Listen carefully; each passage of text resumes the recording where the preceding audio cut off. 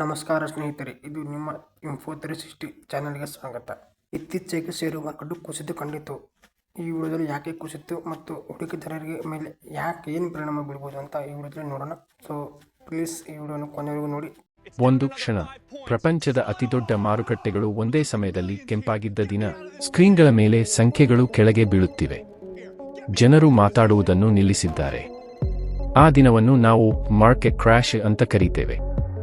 ಆದರೆ ಪ್ರಶ್ನೆ ಏನು ಅಂದ್ರೆ, ಮಾರ್ಕೆಟ್ ಏಕೆ ಕುಸಿತಕ್ಕೆ ಹೋಯಿತು?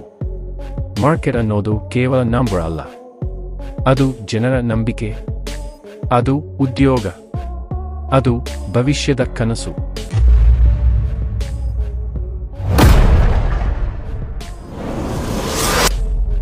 ಎರಡು 2019 ವರ್ಷದ ಕೊನೆಯಲ್ಲಿ ಚೀನಾದ ಒಂದು ನಗರದಲ್ಲಿ ಹೊಸ ವೈರಸ್ ಬಗ್ಗೆ ಸುದ್ದಿ ಬಂತು. ಆ ಸಮಯದಲ್ಲಿ ಯಾರೂ ಅದನ್ನು ದೊಡ್ಡ ಅಪಾಯ ಅಂತ ಭಾವಿಸಲಿಲ್ಲ. ಹಿಂದೆ ಇಂತಹ ಕಾಯಿಲೆಗಳು ಬಂದಿದ್ದವು, ಹೋಗಿದ್ದವು.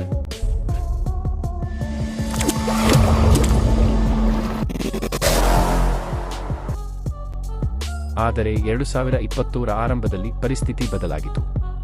ನಗರಗಳು ಬಂದ್ ಆದವು, ಕಾರ್ಖಾನೆಗಳು ನಿಂತವು, ವಿಮಾನಗಳು ಹಾರುವುದನ್ನು ನಿಲ್ಲಿಸಿದವು. ಪ್ರಪಂಚದ ಅರ್ಥವ್ಯವಸ್ಥೆ ಒಂದು ದೊಡ್ಡ ಯಂತ್ರದಂತೆ. ಒಂದು ಭಾಗ ನಿಂತರೆ ಮತ್ತೊಂದು ಭಾಗ ಕೂಡ ನಿಧಾನವಾಗಿ ನಿಲ್ಲುತ್ತದೆ.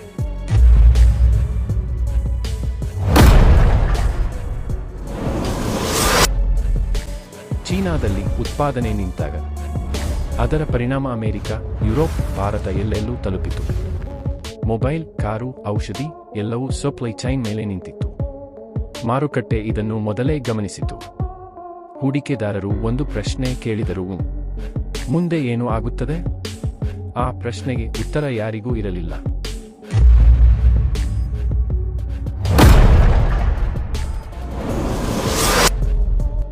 ಫೆಬ್ರವರಿಯಲ್ಲಿ ವೈರಸ್ ಇತರ ದೇಶಗಳಿಗೆ ಹರಡಿತು. ಇಟಲಿ, ಕೊರಿಯಾ, ನಂತರ ಅಮೆರಿಕ. ಜನರು ಮನೆಯೊಳಗೆ ಉಳಿಯಬೇಕಾಯಿತು. ಹೋಟೆಲ್ಗಳು ಖಾಲಿಯಾದವು. ಪ್ರವಾಸೋದ್ಯಮ ಸಂಪೂರ್ಣವಾಗಿ ನಿಂತಿತು. ಇದು ಕೇವಲ ಆರೋಗ್ಯ ಸಮಸ್ಯೆ ಅಲ್ಲ, ಇದು ಆದಾಯದ ಸಮಸ್ಯೆ ಆಯಿತು. ಮಾರ್ಚ್ 2020 ಇದು ಟರ್ನಿಂಗ್ ಪಾಯಿಂಟ್.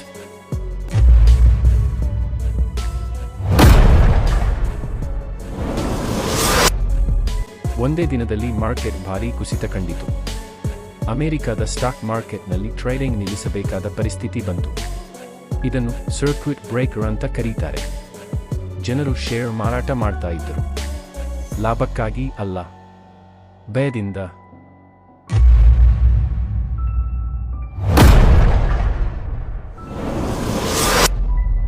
ಅದೇ ಸಮಯದಲ್ಲಿ ಎಣ್ಣೆ ಬೆಲೆ ಭಾರೀ ಮಟ್ಟಕ್ಕೆ ಕುಸಿತ ಕಂಡಿತು.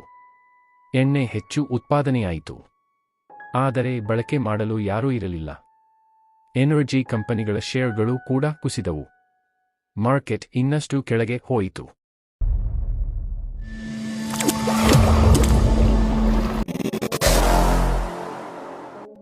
ಕೆಲವರು ಹೇಳಿದರು, ಮಾರ್ಕೆಟ್ ಈಗಾಗಲೇ ಜಾಸ್ತಿ ಬೆಲೆಯಲ್ಲಿ ಇತ್ತು, ಈ ಕ್ರ್ಯಾಶ್ ಬರಬೇಕಿತ್ತು.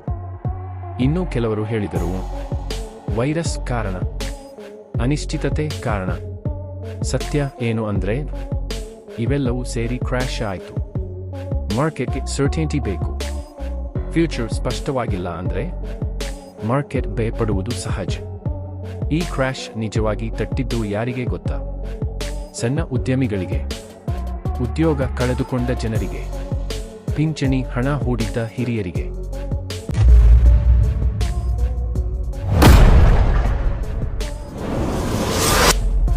ಒಂದು ಸಣ್ಣ ರೆಸ್ಟೋರೆಂಟ್ 15 ವರ್ಷಗಳಿಂದ ಓಡ್ತಿತ್ತು, ಒಂದು ದಿನದಲ್ಲಿ ಬಂದ್ ಆಯಿತು.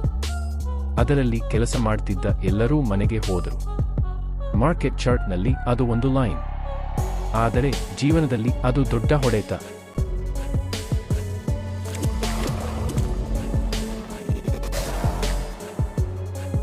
ಇದನ್ನು ನೋಡಿ ಸರ್ಕಾರಗಳು ಮತ್ತು ಸೆಂಟ್ರಲ್ ಬ್ಯಾಂಕ್ಗಳು ಮುಂದಾದವು. ಬಡ್ಡಿದರ ಕಡಿಮೆ ಮಾಡಿದವು, ಹಣ ವ್ಯವಸ್ಥೆಗೆ ಸಪೋರ್ಟ್ ಕೊಟ್ಟವು. ಇದು ಮಾರ್ಕೆಟ್ ಅನ್ನು ತಕ್ಷಣ ಉಳಿಸಲಿಲ್ಲ, ಆದರೆ ಸಂಪೂರ್ಣ ಕುಸಿತವನ್ನು ತಡೆಹಿಡಿಯಿತು.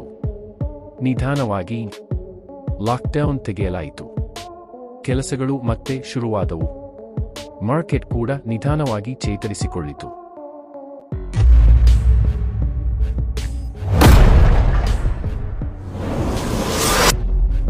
ಈ ಕತೆ ನಮಗೆ ಒಂದು ಪಾಠ ಕಲಿಸುತ್ತೆ. ಮಾರ್ಕೆಟ್ ಅಂದ್ರೆ ಮ್ಯಾಚೈನ್ ಅಲ್ಲ, ಅದು ಮಾನವ ನಂಬಿಕೆಯ ಮೇಲೆ ನಿಂತಿದೆ. ಆರೋಗ್ಯ, ತಂತ್ರಜ್ಞಾನ, ಸರ್ಕಾರದ ನಿರ್ಧಾರ ಇವೆಲ್ಲವೂ ಮಾರ್ಕೆಟ್ ಮೇಲೆ ಪ್ರಭಾವ ಬೀರುತ್ತವೆ. ಮಾರ್ಕೆಟ್ ಕುಸಿತ ಯಾವಾಗಲೂ ಬರಬಹುದು, ಆದರೆ ಪ್ರತಿ ಕ್ರ್ಯಾಶ್ ಒಂದೊಂದು ಪಾಠ ಬಿಟ್ಟು ಹೋಗುತ್ತೆ. ಸಂಖ್ಯೆಗಳು ಮರುಬರಬಹುದು, ಆದರೆ ಅನುಭವ ಮರೆಯೋದಿಲ್ಲ. ಮುಂದೆ ಏನು ಆಗುತ್ತೆ ಯಾರಿಗೂ ಖಚಿತವಾಗಿ ಗೊತ್ತಿಲ್ಲ.